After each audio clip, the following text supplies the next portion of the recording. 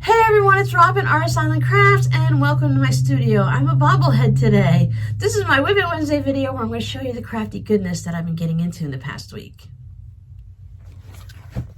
We've seen these enough now. They are finished, and in the shop I have an elf, green handles, striped. You'll be able to see the white lining that I used for the pockets in the Etsy listing. Then I have a second one. So this one has the fun snowflake lining with the welt pocket and the zipper pocket, one of each. And then the last Santa tote, where since I ran out of the red fabric, I went with the striped handles, and I kind of wish I'd been doing the striped handles all along because they're just so cute. They really do look like suspenders on there.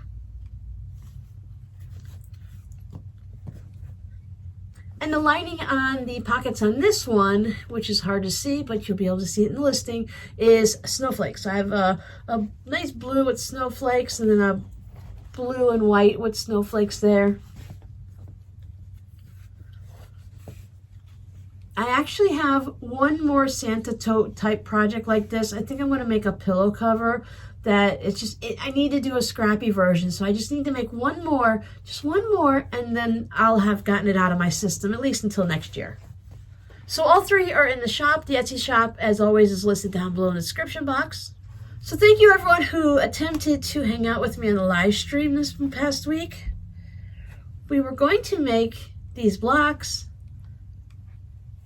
but apparently Verizon had some issues with some of their towers or something, and people besides me had more problems with their phone than just being able to go live. I guess they weren't able to make phone calls and go on the line and stuff like that.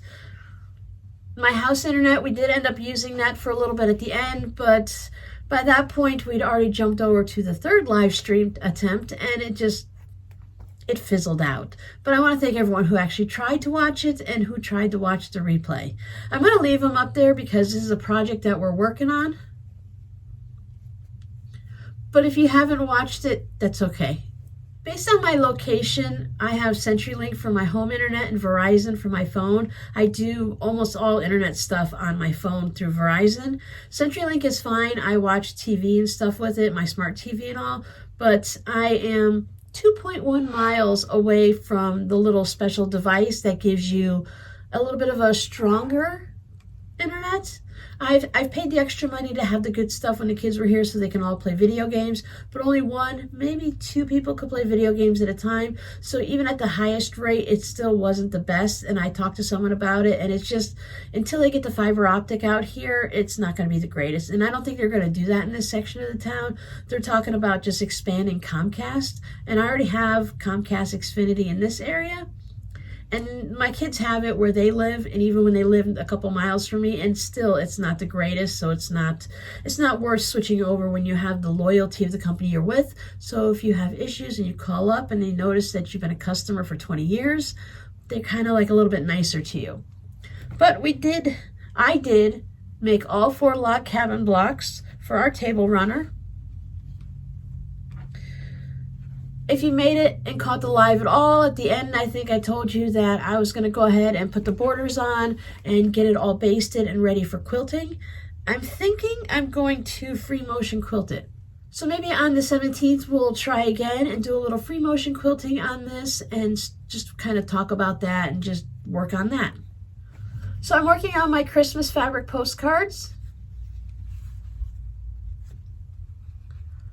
So they are all the same. This was a pattern that I found at Fort Worth Fabric Studio. I'll put a link down below in the description box.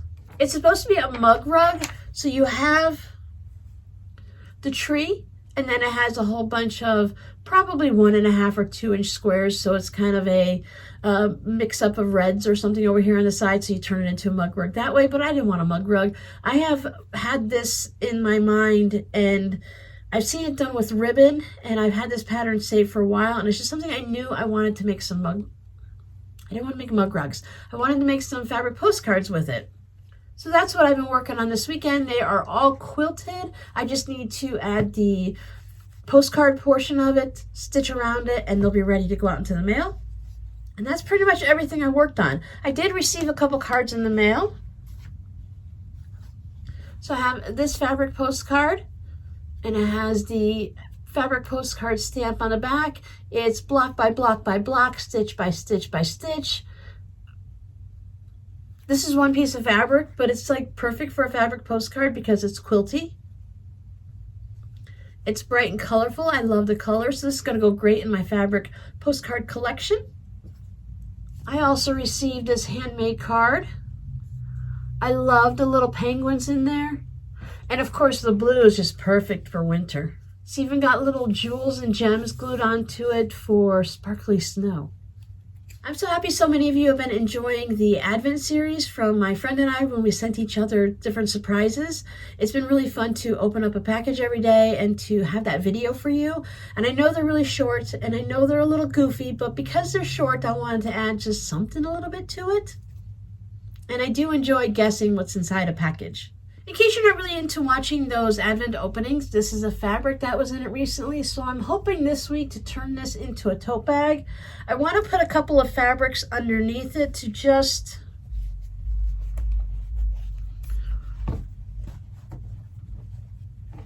kind of take it like this and put the fabrics underneath it. I want to put a bottom fabric onto it, so this isn't the entire like tote bag or zipper pouch.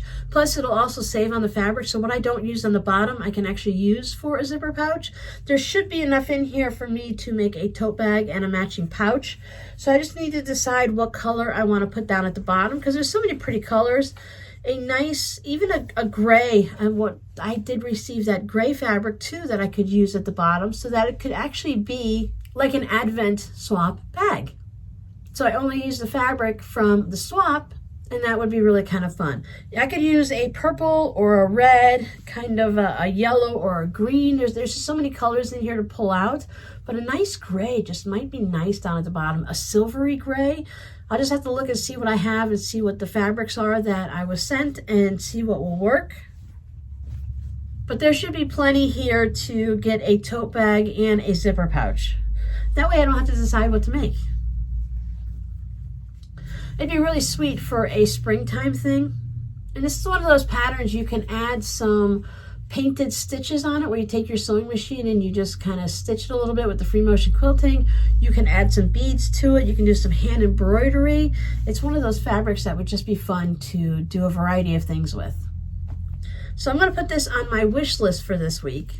But my priority is to get this guy ready.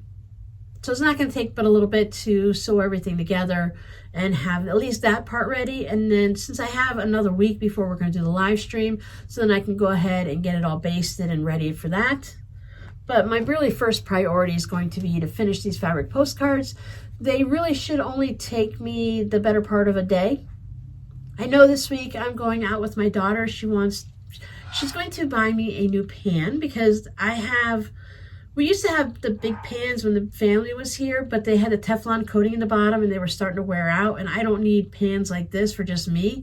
So now I've just been working off of the little small saucepans that I have. So I want something that's about this size so that I can boil potatoes for potato salad or easily boil pasta and not have to do it into two pans because they're just this big. I love my little pans, especially if you're gonna make like hard-boiled eggs or when I'm making like a cheese sauce for the nachos that I love to have. This little pan is perfect. I've had this pan, it's a little silver pan. Rob and I had it from maybe the first or second year that we were together, and that was, you know, a long time ago. So a couple hours one day is going to be taken up with that. And sometimes when I leave the house, I have a hard time coming back and getting anything accomplished. So maybe we'll go out in the afternoon. I'll do a little work in the morning because after these are all sewn together, I still have to get them addressed.